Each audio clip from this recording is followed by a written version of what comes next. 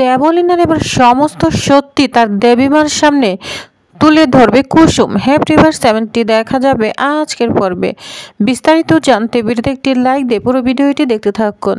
গল্পের শুরুতেই আমরা দেখতে পারবো কুসুম বলছে ঈশান সাহেবকে মাথা ঠান্ডা রেখে সব কিছুই সামলাতে হবে, নিজেকে শান্ত রাখতে হবে, কিন্তু সেটা কিভাবে সম্ভব। অন্যদিকে দেখা যায় ঈশান তার মাকে বলতে থাকে, মা তোমার একবারও জানতে ইচ্ছে করলো না ওই অবস্থা কেন হয়েছিল? তোমার কি একবারও জানতে ইচ্ছে হয়নি?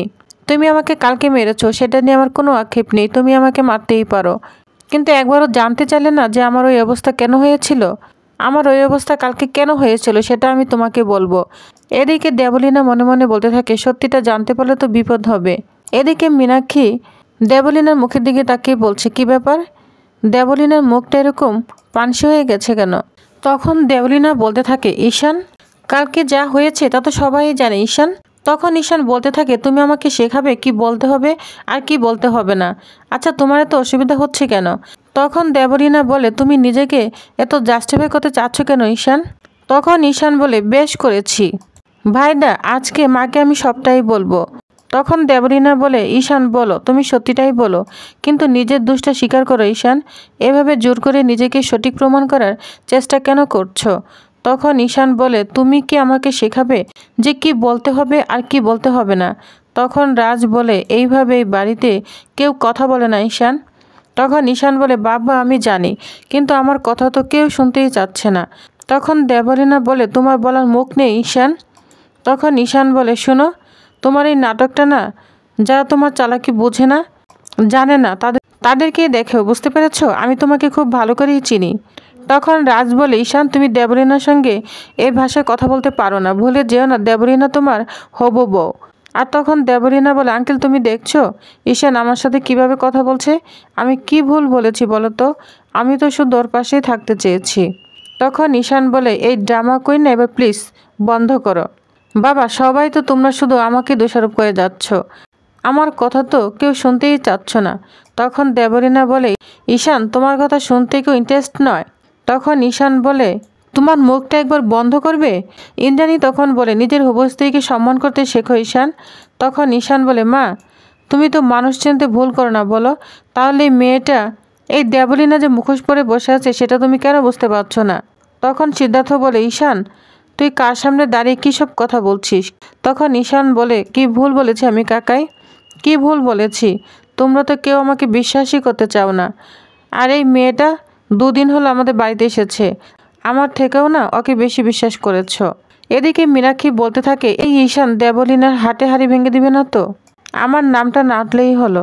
তখন দেবলীনা বলে, ভরসাটা না অর্জন করতে হয় ঈশান, যেটা আমি কিছুদিনের মধ্যেই অর্জন করেছি, কিন্তু তুমি সেটা এত বছরও করতে পারোনি ঈশান। তুমি বলছো আন্টি আমাকে তোমার থেকে বেশি বিশ্বাস করে, কেন জানো? আমি তোমার মতো না ইন্ডিসপেন্সেবল নই। এদিকে কুসুম মনে মনে বলে, দেবলীনা ম্যাডাম ঈশান সাহেবকে অপমান করছে। এদিকে দেবলীনা বলে, তুমি না কিছু না চাইতেই সব পেয়ে গেছো, সে কারণেই না তুমি এত দায়িত্ব জ্ঞানহীন, বুঝতে পেরেছ? তখন আয়ুষ্মান বলে, এনাফ, তুই কি শুরু করেছিস বলতো? তখন রাজ বলে, ঈশান মাথা ঠান্ডা করো, অযথা কেন তুমি সিনকেট করছো?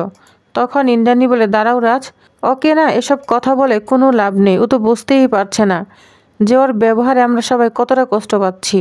সব কিছুর মধ্যে শুধু নিজের আনন্দটুকুই খুঁজে। আমি ভাবতে পারি না আমার সন্তান হয়ে ও কি করে এরকম স্বার্থপর হয়। তখন দেবলীনা মনে মনে বলে, এই তো ঈশান আর চাইলেও না সত্যিটা বলতে পারবে না। তখন ইন্দ্রাণী বলে, ঈশান তুমি কি করে ভাবলে কোনো মা তার সন্তানকে বুঝতে পারে না, চিনতে পারে না? আসলে না তুমি এই পরিবারে কাউকে বিশ্বাস করো না। আমরা কেউ কোনো কথা বললে সে সিদ্ধান্ত তুমি মানতে চাও না ঈশান, কাজেই তোমার সঙ্গে কোনো কথা বলার অর্থই হয় না। কাজে আমি ঠিক করেছি আজকের পর থেকে তোমার পেছনে একটা শব্দ খরচ করব না। তখন ঈশান বলে, দাঁড়াও মা, তুমি যা চাও তাই হবে। তোমার যদি মনে হয় যে দেবলীনা আমার জন্য পারফেক্ট, আমি দেবলীনাকেই বিয়ে করব। আমি দেবলীনার কেন গোলাম হতে রাজি আছি। তাহলে তুমি খুশি হবে তো? সবাই খুশি হবে। ভাইদা তুই লিখে নিস, তুই এই মেয়েটাকে তোরা পারফেক্ট বলছিস না, আমার জীবনে আসার সিদ্ধান্ত নিয়েছিস, এই মেয়েটা তোদেরকে একদিন ঠকাবে, তখন তোরা রিয়েক্ট করবি, লিখে নে, কিন্তু তখন অনেক দেরি হয়ে যাবে। তোমরা সবাই বলেছিলে না দেবলীনাকে স্পেশাল ফিল করতে? বেশ দেবলীনা, চলো আমরা ডেটে যাব, তোমার ফেভারিট প্লেসে যাব। তুমি যা বলবে আমি তাই করতে রাজি। চলো আমি তাই করব। তুমি উঠতে বলে উঠব, বসতে বলে বসবো, তাহলে সবাই খুশি হবে তো? এটা বলে ঈশান ওইখান থেকে চলে যায়। এদিকে আয়ুষ্মান ঈশানের কথাগুলো নিয়ে ভাবছে। তখন ওইখানে কুসুম চলে আসে। কুসুম বলে, আমি বুঝতে পেরেছি আপনি ঈশান সাহেবের কথাই ভাবছেন। তখন বলে, হ্যাঁ কুসুম, ওর সঙ্গে তো দেবলীনার মা বিয়ে ঠিক করেছিল, তবু কেন ও এরকম আচরণ করছে? তখন কুসুম বলে, আপনি আপনার ভাইকে বিশ্বাস করুন, ওনার যত পরিবর্তন হয়েছে অনুশ্রী আসার পর থেকেই কিন্তু হয়েছে। হয়তো আপনি আপনার জায়গায় ঠিক, কিন্তু আপনার ভাইও কিন্তু ভুল নয়। সারা জীবন ও যাকে নিয়ে থাকবে তার দিকটাও তো দেখতে হবে, কারণ দেবলীনা ম্যাডামের সব কিছু ভুল কিন্তু আপনাদের চোখে পড়ছে না, যেটা ঈশান সাহেব বুঝতে পারছে। ঈশান সাহেবের সেই কথাগুলো আপনার বিশ্বাস করা উচিত বা আপনার ভাইয়ের সঙ্গে কথা বলা উচিত। যা শুনে আয়ুষ্মান তো অবাক হয়ে যায়। এদিকে অনুশ্রী বাড়ি ফিরে যাচ্ছে, আর তখনই কুসুম ফোন দেয়, বলছে এই টাইমে কুসুম ম্যাডাম কেন ফোন দিয়েছে?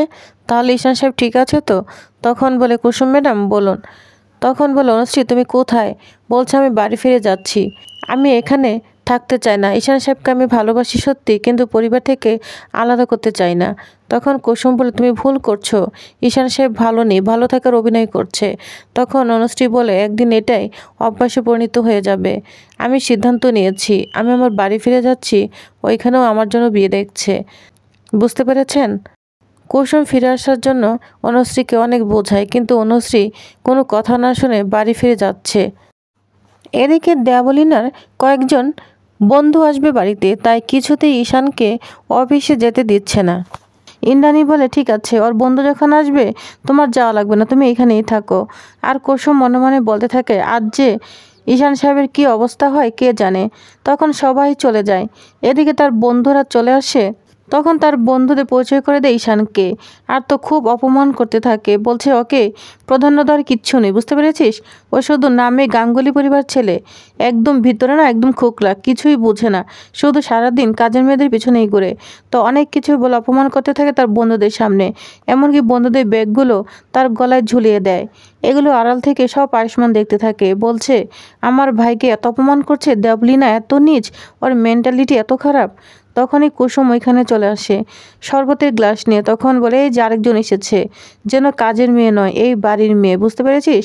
আর শুন, ও তো শুধু কাজের মেয়ে নয়, ও কিন্তু ব্র্যান্ড অ্যাম্বাসেডর, বুঝতে পেরেছিস? আচ্ছা কুসুম, এই শরবতের গ্লাস নিয়ে র্যাম্পে হাঁটার মতো সবাইকে দেখাও। আর তখন কুসুম বলে, এই গ্লাস নিয়ে ম্যাডাম আপনি সবার সামনে এরকম করবেন না প্লিজ। আর তখন দেবলীনা ধমকাতে থাকে। বাধ্য হয়ে কুসুম ওইভাবে হাঁটার চেষ্টা করলে তখন দেবলীনা একদম পায়ের মধ্যে ল্যাং দিয়ে ফেলে দিতে চায়। তখন সাথে সাথে ঈশান কুসুমকে ধরে ফেলে, যা দেখে আয়ুষ্মান তো পুরোই অবাক হয়ে যায়। তো ভিউয়ার্স, তাহলে আপনাদের কি মনে হয় এবার কুসুম আর আয়ুষ্মান মিলে দেবলীনা সব সত্যি কি ইন্দ্রাণীর সামনে আনতে পারবে? তো কি হতে চলেছে নেক্সট আকর্ষণীয় পর্বে জানতে অবশ্যই আমার সাথেই থাকুন। ধন্যবাদ।